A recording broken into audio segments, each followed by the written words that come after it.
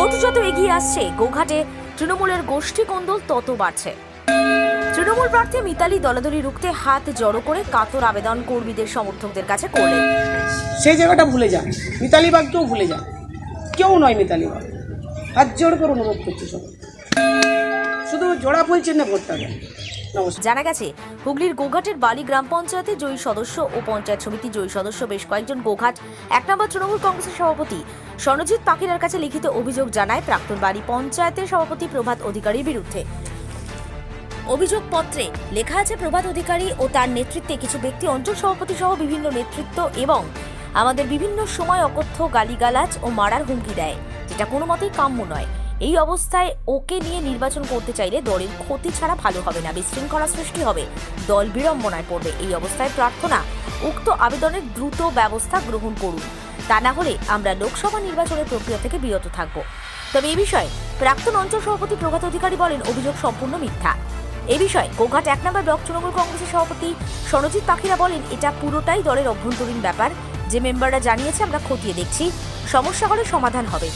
১০-১১ জন এই অভিযোগ জানিয়েছে যারা বর্তমানে তৃণমূল কংগ্রেসের জয়ী সদস্য। ভোট যত এগিয়ে আসছে গোষ্ঠী কোন্দলের আবির্ভাব বাড়ছে গোঘাটে। দেখার বিষয় এটা কাটিয়ে উঠে গোঘাট তৃণমূল কংগ্রেসে কতটা সাফল্য আসবে ৪ জুন সবটাই জানা যাবে।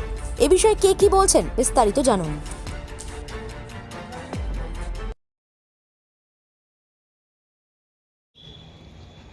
প্রথমত আমি বলি, আমি ৯৮ সাল থেকে মমতা ব্যানার্জির নেতৃত্বে দল করে আসছি। বালি অঞ্চল তৃণমূল কংগ্রেসের সভাপতিত্ব করে এসেছি ২০১৮ সাল পর্যন্ত। তার মাঝে আমি দলে ১১ সালে আমাদের রাজ্যে ক্ষমতা এসে মুখ্যমন্ত্রী মমতা ব্যানার্জি, তখন আমাদের বামফ্রন্টের প্রধান ছিল, সেই প্রধান আমাদের নেতৃত্বে কাজ করেছে, আমরা বালি অঞ্চল উন্নয়ন করেছি।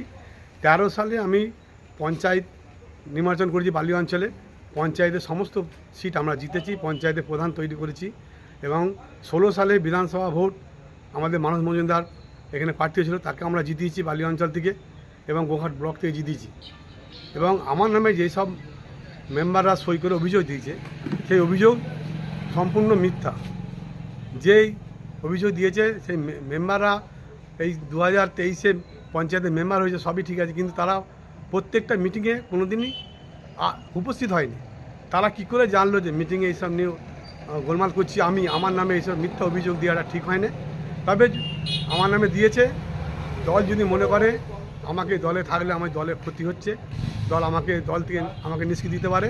এবং আমাকে রাজ্য নেতৃত্বরা আমাকে দলের বলেছিলেন সবাইকে নিয়ে দল করতে হবে, আমি সবাইকে নিয়ে দল করেছি, দল করছি, এখনও করছি। আর আমাকে ব্লকে নির্বাচন বিধানসভা নির্বাচন কমিটির আমাকে রেখেছেন এবং আমাকে বালি অঞ্চলের নির্বাচনের অবজারভার করেছেন। যদি আমি থাকলে দলের ক্ষতি হয়, তাহলে দল যদি আমাকে অব্যাহতি দেয় আমি ভালো হব। এবং আমি কিন্তু ভেতরে ভেতরে মমতা ব্যানার্জির নেতৃত্বে দলের জন্য খেটে যাব, যাতে ২০২৪-এর লোকসভা ভোটে আমাদের প্রার্থী জিততে পারে। দেখুন, এটা পুরোটাই দলের অভ্যন্তরীণ ব্যাপার। সেখানে যে মেম্বাররা আমার কাছে আবেদন জানিয়েছেন বা দরখাস্ত আকারে আমার কাছে লিপি জমা করেছেন, সেটা আমরা খতিয়ে দেখছি। দলের অভ্যন্তরীণ ব্যাপার, নিশ্চিতভাবে সেটা আমরা দলের বসি তার সমস্যার সমাধান করে দেব। এবং প্রভাত অধিকারী যিনি বলছেন যে ওটা সম্পূর্ণ মিথ্যা অভিযোগ, তাকে দলের নির্বাচন কমিটিতে রাখাও হয়েছে এবং প্রয়োজন পড়লে তাকে যদি মনে হয় দল থেকে বাদও দিয়ে দিতে পারেন। দেখুন, সেটা দল খতিয়ে দেখবে, নিশ্চিতভাবে দল তো সবাইকে নিয়ে তা পর্যালোচনা হবে, বিষয়টাকে খতিয়ে দেখা হচ্ছে। এবং কতজন আপনার কাছে এই বিষয় নিয়ে এসেছিলেন?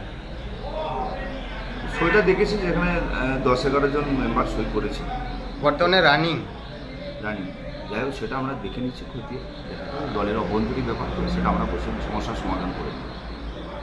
আরামবাগ মতিলাল টেলিশপ ও স্যামসাং সার্ভিস সেন্টার, অনলাইন বা যে কোনো দোকানের থেকে সস্তা, আপনাদের সকলের প্রিয় মতিলাল মোবাইল।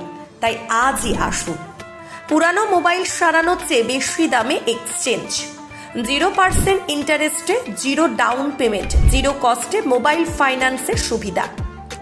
আমাদের ঠিকানা পুরাতন বাজার, আরামবাগ হেডপোস্ট অফিসের বিপরীতে, আরামবাগ, হুগলি। আমাদের যোগাযোগ নাম্বার 7001304430।